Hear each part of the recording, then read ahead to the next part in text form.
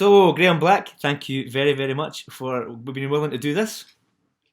Okay. As I said, I did a few interviews beforehand to get ready for you because I thought you'd be the tough one.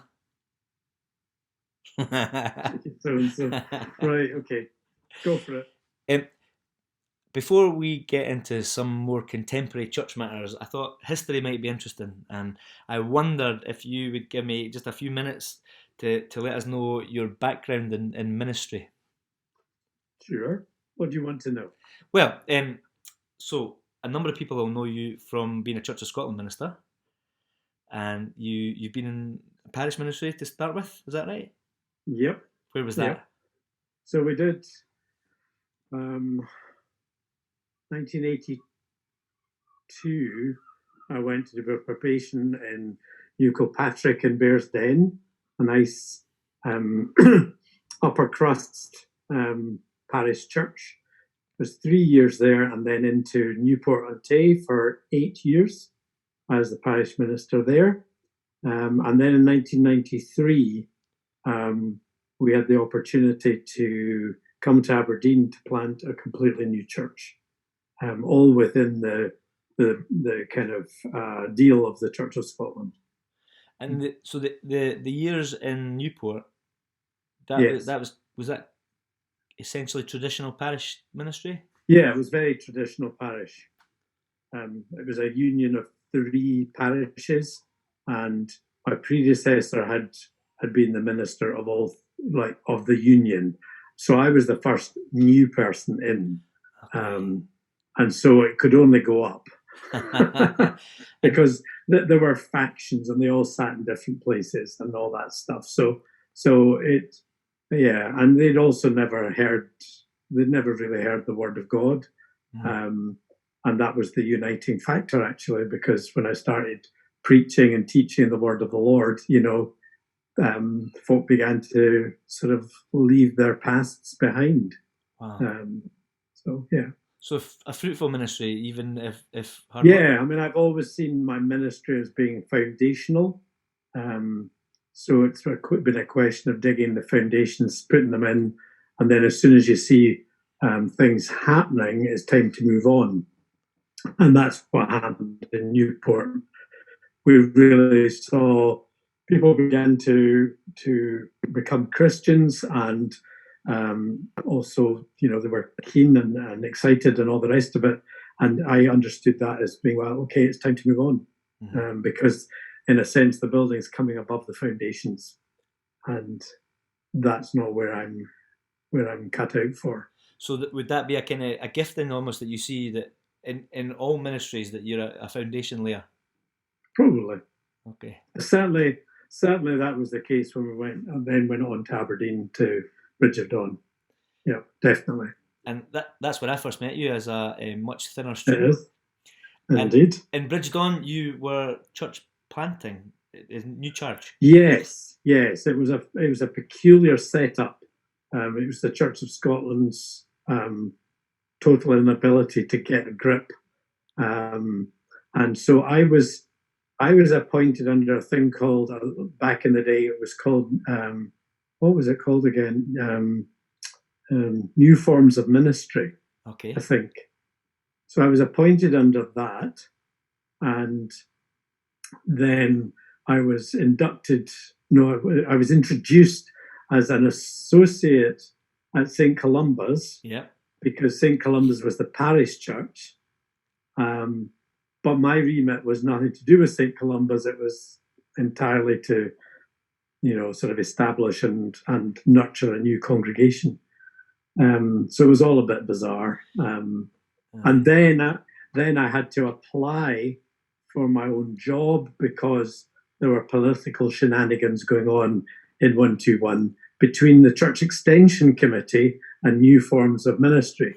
So there was no money in the New Forms of Ministry, and I got told that my first day in.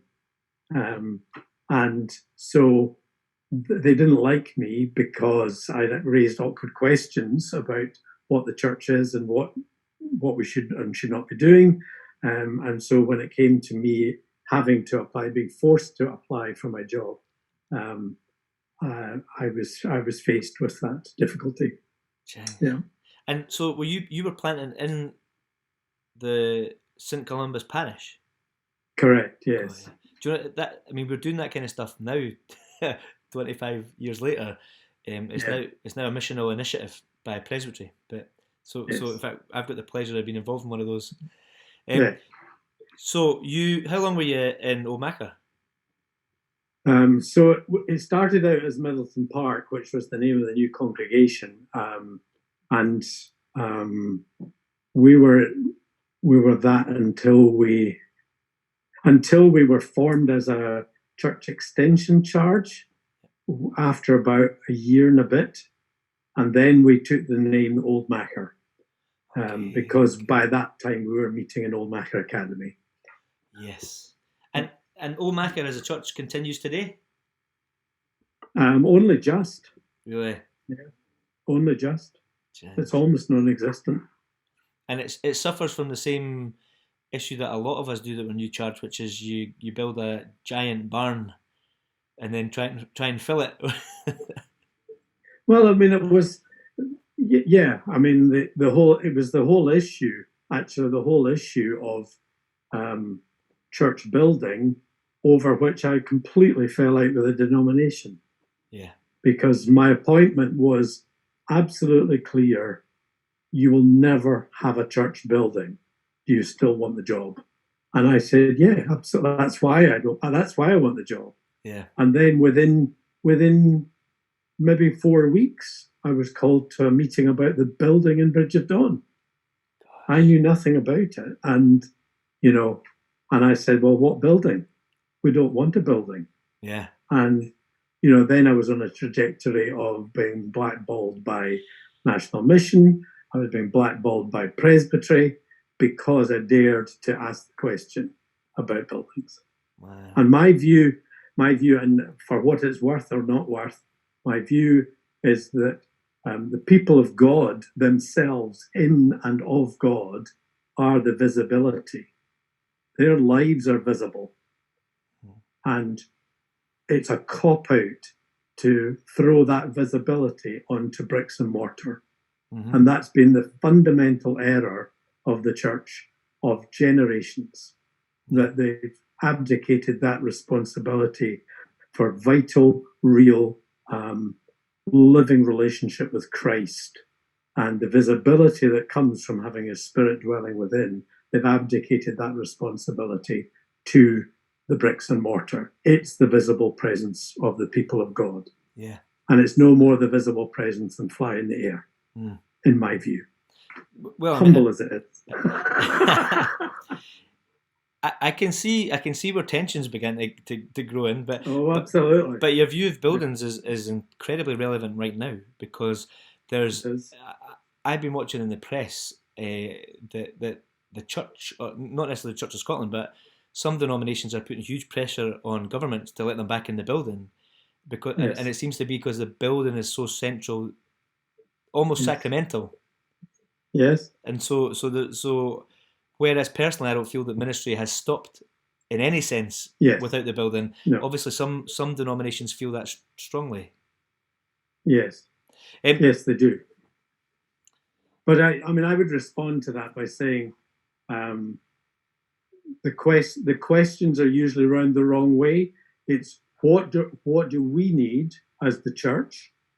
What are we doing as the church? What can't we do, but we feel we ought to be doing as the church? And therefore, the answer to that is give us our buildings back. mm, And my perspective on it is that the question is exactly around the other way. And it is, well, what's God doing? yeah, Does He need a church building to do it? their ministry vision of ministry makes them want to be in the building or need to be. Yes, and it begs the question, well, what is God doing? So Mm, that's a higher question, and that involves engagement with God. What are you doing, Lord? mm, And how do we fit in? yeah, And um, and do we need a building to fit in with what you're doing, or can we do that without a building? Um, I don't. I don't have any sense of a split between sacred and secular. as far as I'm concerned, you can meet as the people of God wherever. Yeah. You don't need to be in a church building. In fact, if you're going to be truly missional, probably you should never be in a church building. But anyway, that's a bit of a radical statement. No, because it's interesting to me that people have a view of sacred space, and so they would consider that view as being very, very low. But actually, perhaps it's just a much higher view of the people of God. Mm-hmm. So it's not a low theology; it's a very high theology of the community of God rather than the fabric. Correct. But that's not to say sacred space isn't important. Okay. But it's a question of, well, what is the sacred space? Mm-hmm.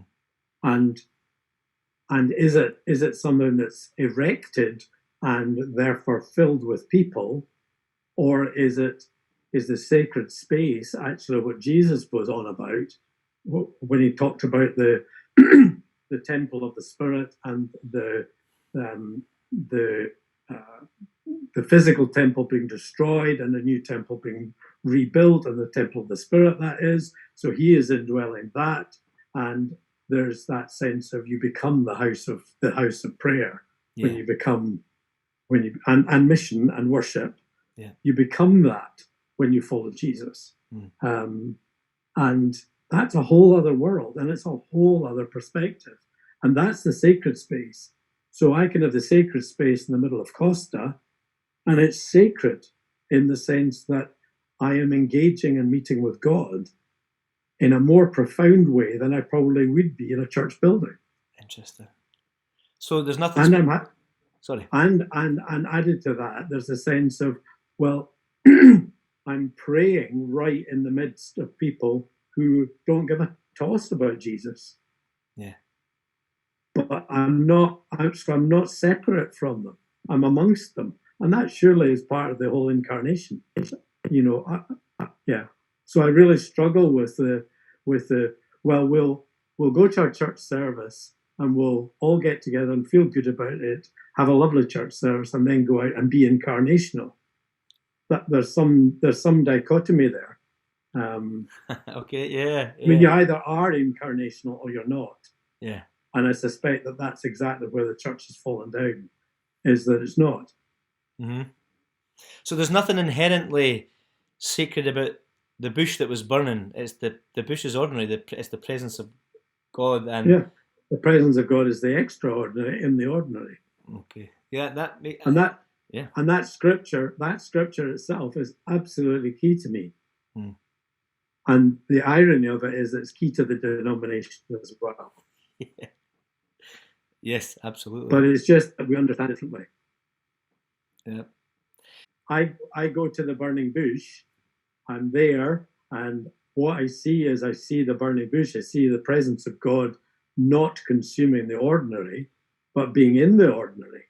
And I'm drawn to that, and I come along and I take off my shoes because that's holy ground.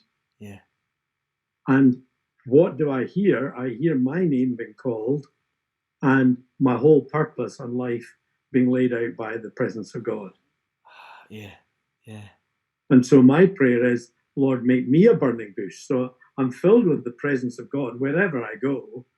And people sort of, oh, wow, what's that? And come near and ask the question.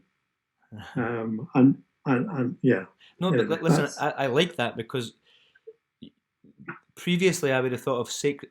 Well, previously I struggled with sacred space, but when I do know what to do with it, I think of it as being a place which is over and over and over again being a place of prayer. But actually, a brand new place can be sacred space. If that. Oh yeah. So people didn't need to be going to the burning bush for decades to meet God. It only happened that once, but that made it sacred space. Okay. Yeah. Yeah. So in this lockdown, mm-hmm. Where is my sacred space? Where do I go to meet God? Will I go out to a park bench at the end of the street? Or I go in the back of my car if it's raining? Yeah. It's ordinary. But I meet God. Yeah. In the ordinary.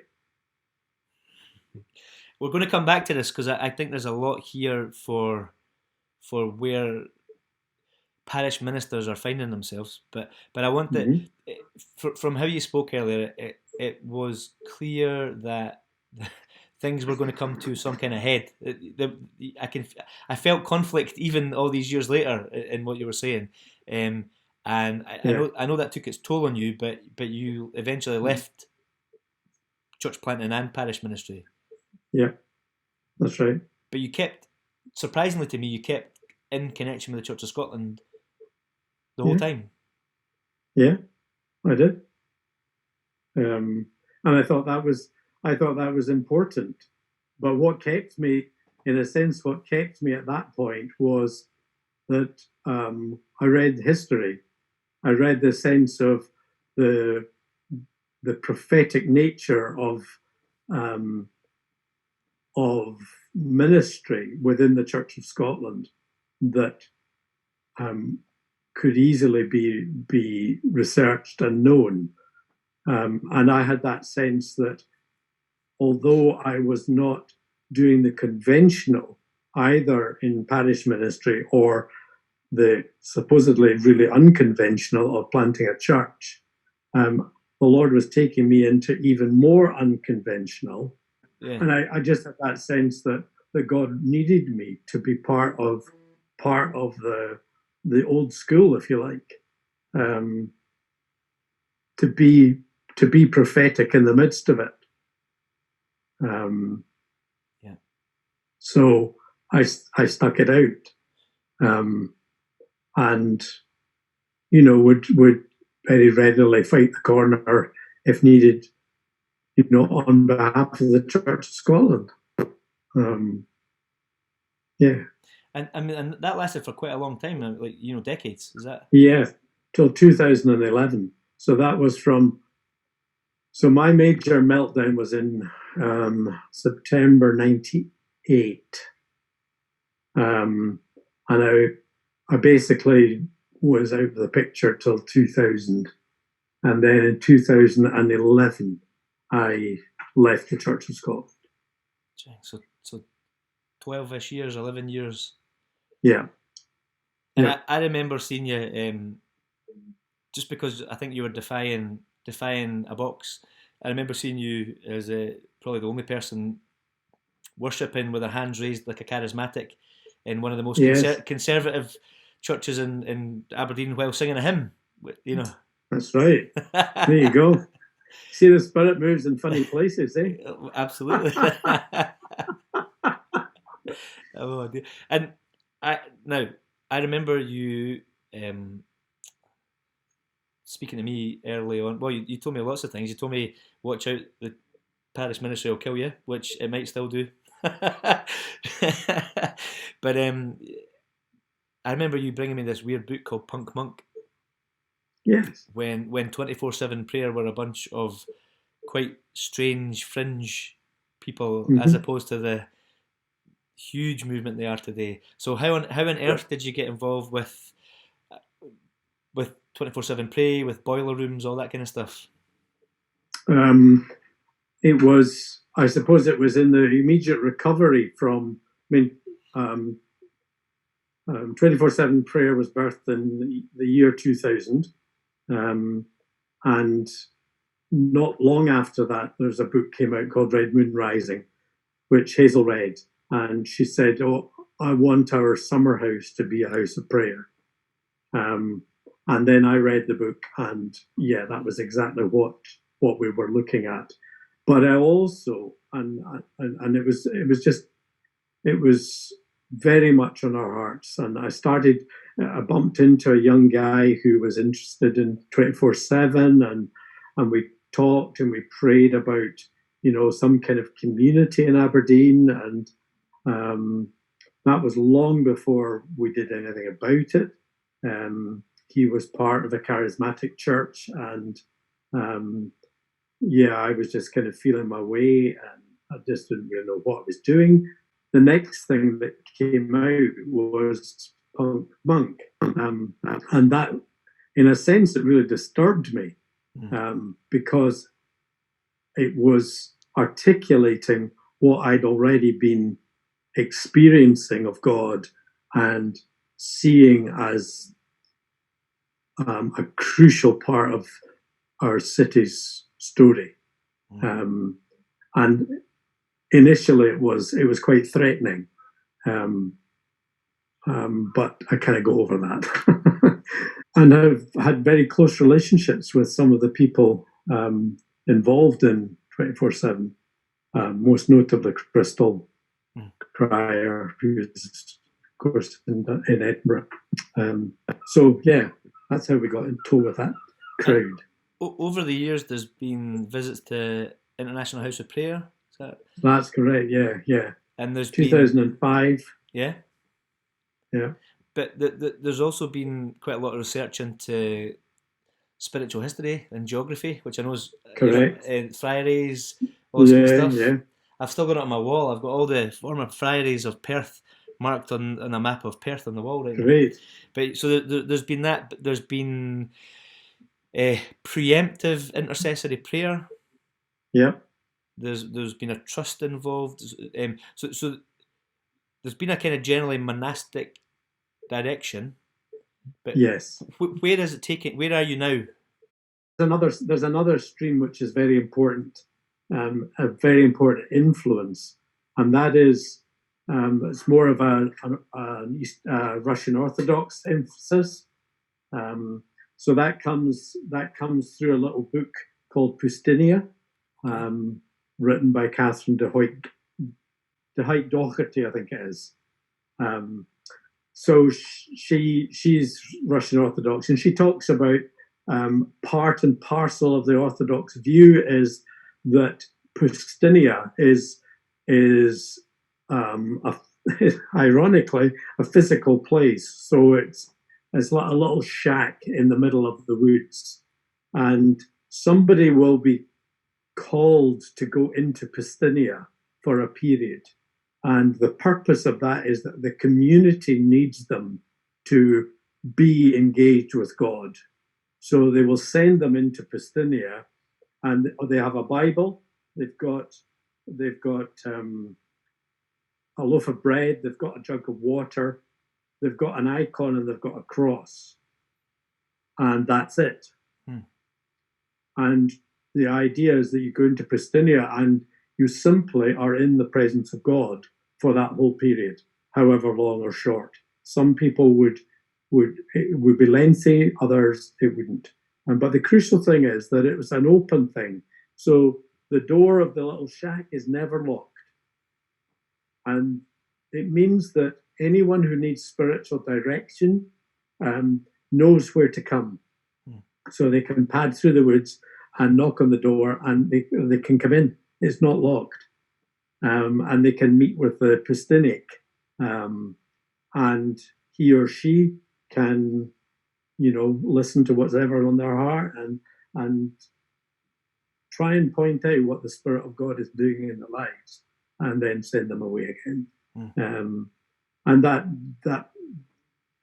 in my own kind of life and ministry is really an important aspect, because spiritual direction is the classical term for what I mainly do.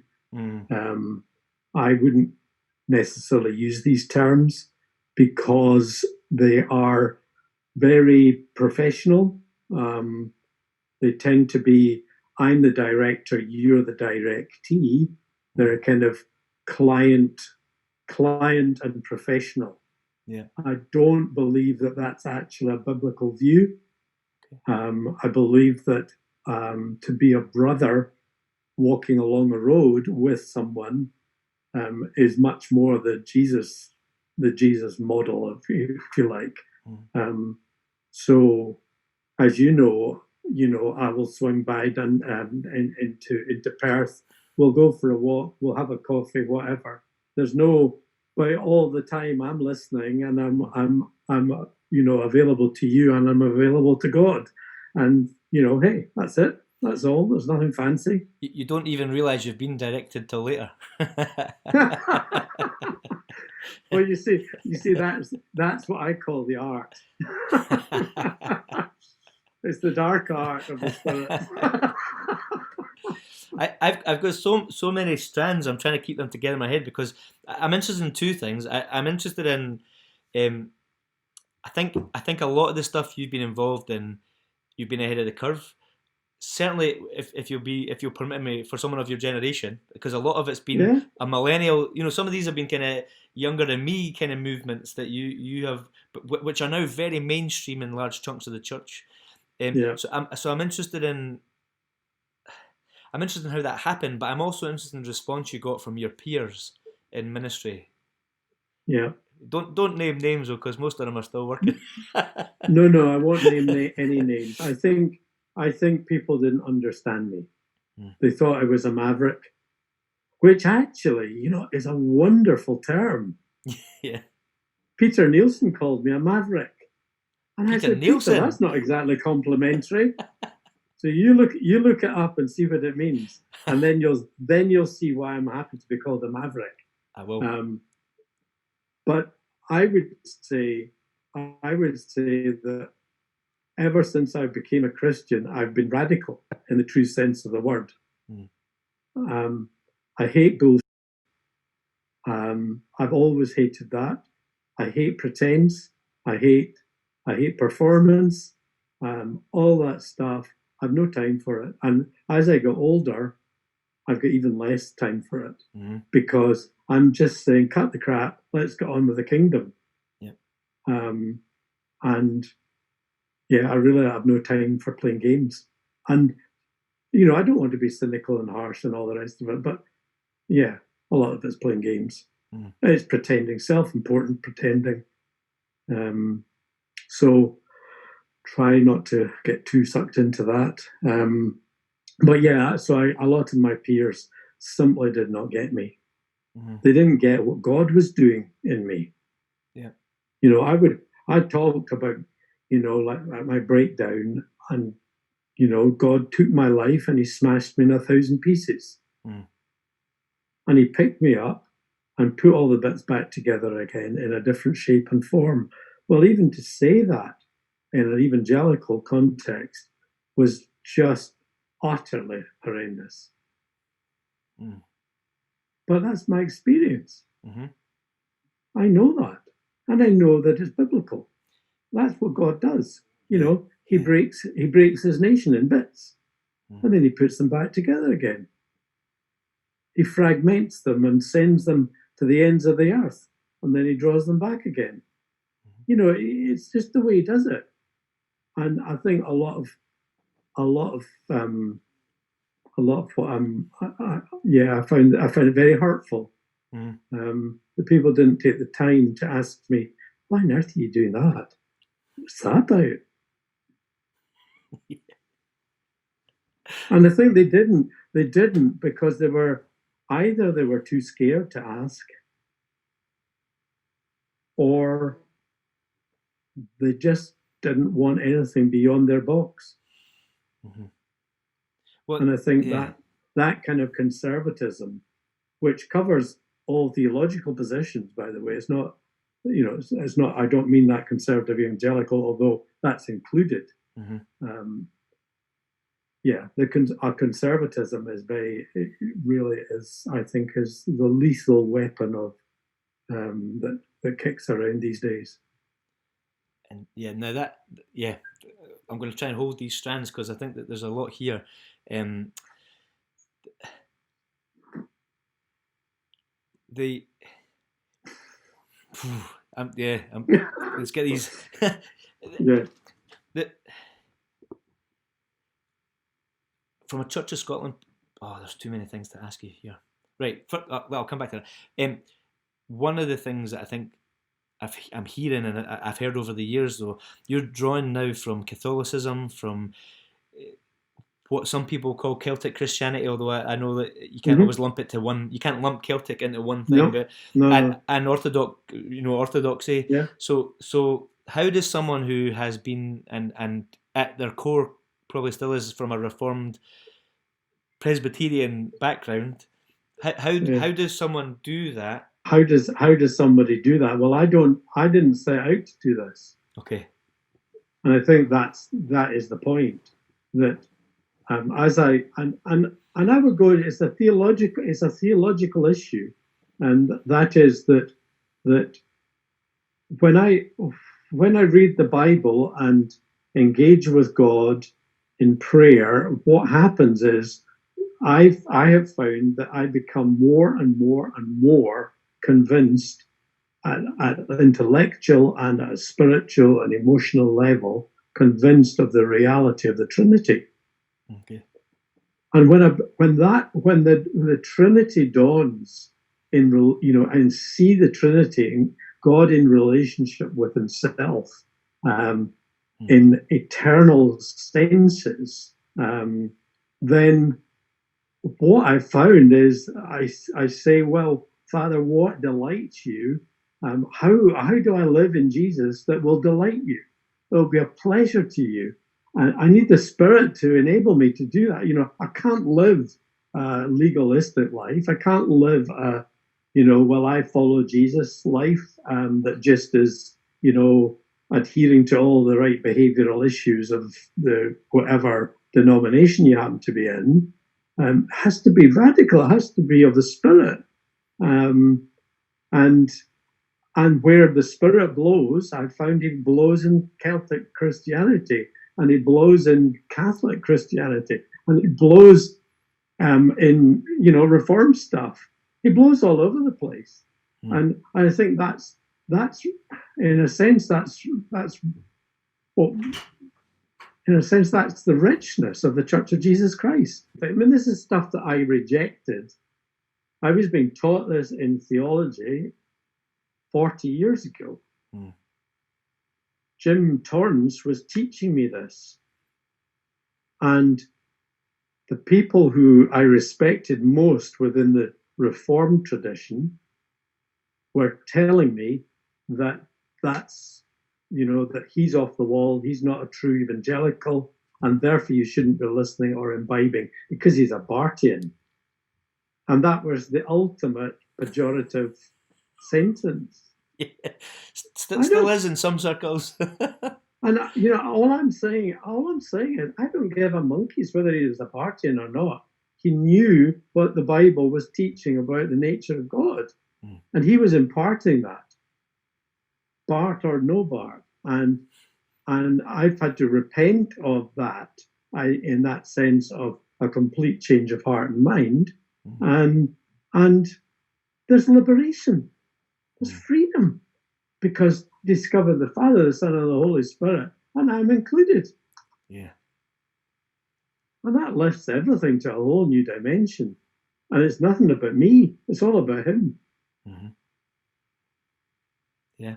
And it makes sense of your sacred space view as well, that wherever you participate in the Holy Spirit, the Father, the Son, the Holy Spirit. Correct. Yeah. So this, even right now, is sacred space, because what we're doing is we're reflecting and meditating on the wonder and glory of God.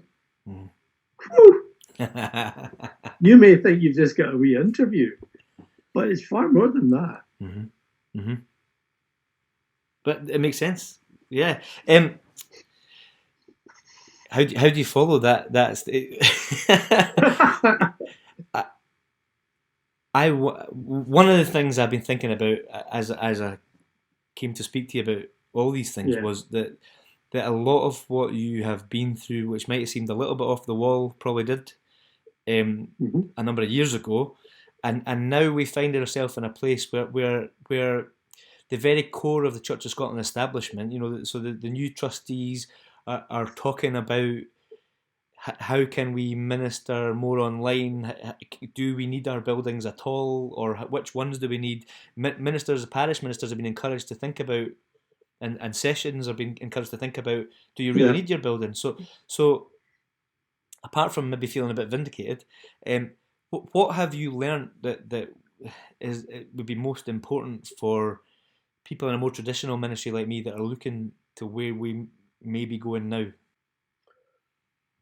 I think I would say, do not focus on the whys and the wherefores and the reasoning here, there, or everywhere. That has its place, but that's not the focus. So I think there's a much more fundamental question that the Spirit of God is asking of the bride of Christ in these days, and that is, will you go where I say? Mm. Will you walk with me? Mm-hmm. Will you allow me to form you as the people of God in the shape that will most impact the sin-sick world in which you're living? Mm-hmm. That's God's question. I've no doubt that that's his question. Mm-hmm. And the danger is that the policymakers, the power brokers, whatever you want to call them, within the denomination, the danger is that they don't ask that question. They don't inquire of the Lord, to use the old biblical phraseology. Yeah. And when we don't inquire of the Lord and ask him, what is this about? Then we go off into pragmatism. So the prophetic, if you like, gives way to the pragmatic. Yeah. And when the church is ruled by the pragmatic, there's no space then to go back to the prophetic, to the move of the Spirit. Mm. Let me give you a biblical story that helps that. And that is where Paul is on his journey, and he boards the ship, and they're sailing along. They go into whatever harbor it was, and the owner of the ship and the captain of the ship say, "Oh, this isn't a place to winter in. Let's go around the coast a wee bit, because that's a better harbor." And God speaks to Paul and says, "Tell them to wait here." That's the prophetic word. And Paul tells them that. And they ignore him. And they set out to go for the better harbor. The pragmatic one. Pragmatism rules. Prophecy is overboard. What happens? It's disaster. It's shipwreck, ultimately. So the pragmatic leads to shipwreck if it's not preceded by prophetic. Yeah. And what happens is the prophetic then re-emerges. So they've done the wintering, and there's a horrible storm, and everybody turns to Paul and says, "What do we do?" Yeah. And he's the one, he's not even a seafarer, and he's the one who, in the power of the Spirit of God, is telling them what to do. And don't one of you think of cutting for the shore. Don't one of you, because we all go down if you do. Yeah. And that's, yeah. And it's that living Spirit that I think, the Lord wants in his church. Yeah. So in these days when all the activities have stopped, there's such a move to get back so that we can restart them again, because that is what we think of as church. And I think God is saying, actually, no. I've got a different agenda. And I want you to listen to me, and I want you to seek me out, and I want you to give yourself to seeking me and refusing to pick up until you know what I'm saying. And that is the toughest thing in the world. Yeah. I think it's fascinating to hear that, because I spoke to one of my predecessors who has, funnily enough, was a new charge planter and has left. In fact, both my predecessors were planters who left the Church of Scotland. There's a pattern. But I spoke to one of my predecessors who said, I said, "Do you think you'll ever go back to a parish?" And they said, "Why would I ever want to manage a charity again?" And I think I do find that a huge amount of what I'm doing is without the skill set, because that's not what I am, but it's No. managing a charity. And I Yep. suppose even at a national level the Kirk is an enormous charity, which is Yep. and you run charities efficiently and pragmatically. Of course you do. Of course you do. So how yeah, that then puts attention in.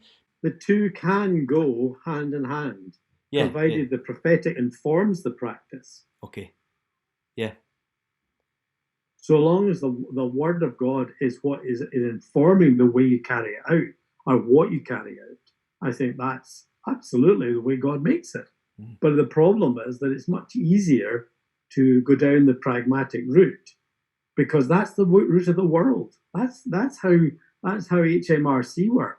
That's how they tick boxes galore, and they determine what the charity is about, what its budget level must be, what it must have in reserves. They're the ones who control that, but the church has to run to that tune. Now it's okay to run to that tune, absolutely, provided there's something in behind it. Yeah. There's the weight of the living, alive work and ministry of Christ. And if that's not there, forget it.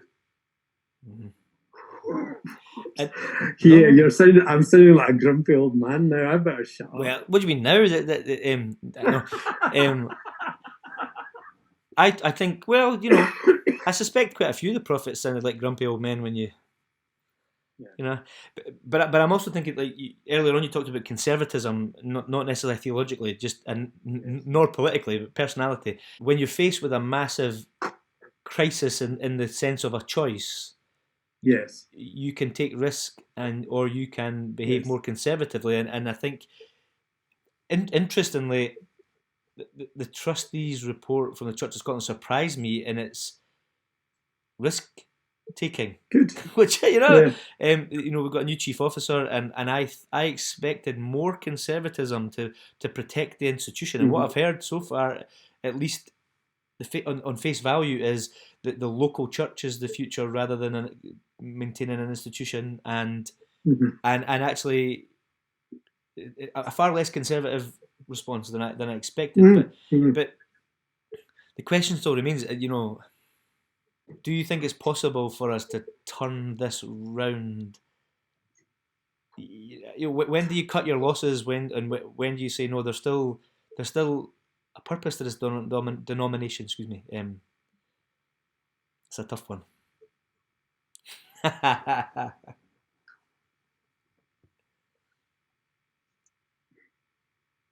I really, really respect the likes of you and others who carry out their ministry in the Church of Scotland. I really respect you. I respect the context in which you minister. And I respect the honour and the extremely hard work of preaching the gospel in places and in contexts that I will never be in. So I absolutely, totally, completely respect that. But, and you heard the but coming about 3 sentences ago.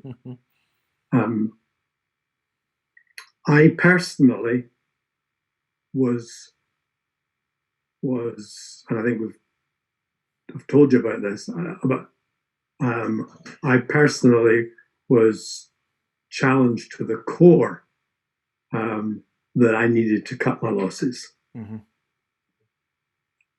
That it's really, really interesting, and the degree in which it's become very, very clear and vindicated indeed. But the sense that I had lived in the synagogue and ministered in the synagogue for over 30 years. The synagogue being the denomination, being the place of expected ministry, let's put it that way. Yeah. And as I read in Acts 18, as I read Paul, his engagement was always with the synagogue.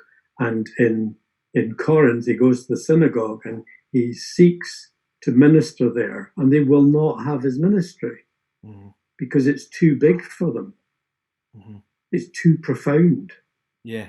It's about, in his case, it was about the Messiah who they could not accept had come. And he kept saying, but he has come, and this is why he's come. And he tried to persuade them, and they wouldn't have it. So the Spirit of God told him to leave. Yeah. And he left. He cut his losses, and he moved right next door. Yeah. And to the house of Titius Justus. And in the house of Titius Justus, what does he do? He continues to preach. And who is the first convert? The leader of the synagogue next door that he's just left. Come on. Yeah, I mean, that would be considered very bad practice to basically plant in a secular space next door to the church and start preaching. But the crucial thing is that what Paul was doing there, he was moving into a new phase of his ministry. He was appointed by Jesus Christ at his conversion as apostle to the Gentiles. And a great deal of his ministry was to the Jews. Yeah. And it was in Corinth that he'd already cut his losses in some sense in Athens, where he left the synagogue and went to the hall of Tyrannus and engaged with folk there and blah blah blah. But it was in Corinth that he really engaged with the Gentile population, and then he gets the vision. Yeah. And the vision is of God coming and saying, do not let anyone stop you preaching. Don't let anyone stop you teaching. Carry on, for I'm with you and I have many people in this city. Okay. And for me, that was the turning point. Because God had many people in this city that I live in that will no more be in the synagogue than fly in the air. They are not churchy people. They are just not. So how do I engage with them as a bearer of the good news of Jesus? I need to get out of the synagogue, and I need to commit myself to a new audience, which is what I did. And there were years before I had any audience. Yeah. Yeah. I've something I found interesting. For me, I think a lot of people staying are going to do with personality, but perhaps actually that maybe an element I haven't thought about is the it's not just about personality; it's about what God is saying to different individuals. A lot of the people I come across who have made big change in the Church of Scotland did it in their spare time or out with the normal bounds of the Church of Scotland, and then it was. So I guess that kind of shows you, and well, obviously people like yourself have just kept going beyond the bounds. Well, yeah, I mean, I did try for a long time, as you picked up. I did try to operate well within the Presbyterian structure, but because of the model of ministry which dominated at the time, and hopefully that has changed. Yeah. It was very much if you're not a parish minister or hospital chaplain, then you're nothing. Yeah. So all the things we talked. One of the things that is a big deal right now is online church, and yes, it's been met with a range of issues. I've had some fascinating discussions. Probably connects a bit with the Trinitarian stuff in that some people feel recorded things are not as real. So there's all kinds of whereas personally I'm going down the route of recording everything more for quality control, because I'm terrified of, as we've lost a few times, internet connection and interruption, and But do do you have a view on how working virtually does are there issues there? I mean, I suppose the level people are concerned about is, can you really have communion when you're not in the same place? Yeah. So what happens to sacred space based on our earlier discussion of the Trinity when it's dealing with whether it's doing a dimension of reality that the Bible didn't envisage? Is that Correct. Yeah. Well, I don't know what the whys and wherefores are, except that we have a friend in the south of Spain, and she has no fellowship whatsoever. And she was in Aberdeen for a while. She was part of our community for a while, and from time to time, what we do is we do a call like this, and we eat together, and we pray and reflect on the word of the Lord together, and then we share communion. Mm-hmm. So she's there with her bread and her wine, and we're here with our bread and our wine. And I don't know how it works, except that the Spirit of God is able to transcend the gap which there is between the visual presence and the physical presence. I don't know how he does it, but he does. Mm-hmm. Mm-hmm. And we've had a very, very moving communion together. Mm-hmm. And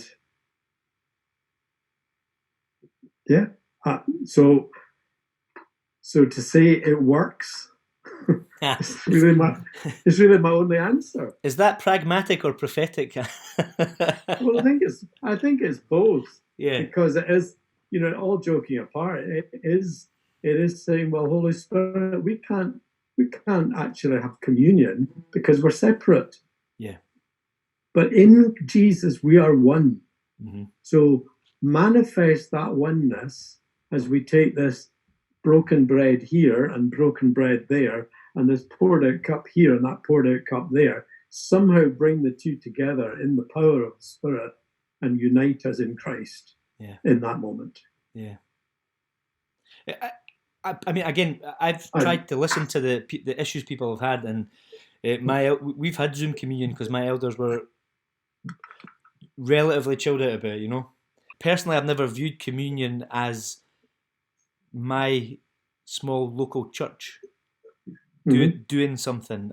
I've always viewed it as something virtual and real, in the sense that, even the kind of stuff we confess, the quick and the dead, the church militant and the church triumphant. Yeah. If we're uniting with all of them, then we did that virtually long before we plugged into anything. Yes.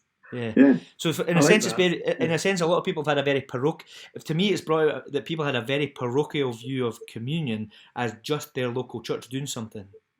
Yes. And that's been kind of drawn out by this, well, we can't possibly do it. And actually, I've been surprised at the level of issue some folk have had. Yeah. Although usually not, but it's interesting, again, without being political, usually people's arguments aren't based on biblical text so much as Calvin wouldn't have liked this, or that kind of thing. Well, come on, get into it. Oh dear. I sense I'm going to get interrupted 100 million more times because we've got number 2 back in to say hi. Right. So I'm going to thank you very, very much. I've really enjoyed chatting with you, and I will. It's been good. I've enjoyed it too. I'll cut out all the interruptions. There's lots more to be said. Yes. But yeah. So if in a wee while you want to have a second chat, then of course I'd be up for that. Yes. There's a number 3 child. Oh, there's a number 3 child. He's kind of a handful. Yeah. No, I feel this might be a part 1 and part 2 discussion. So thank you.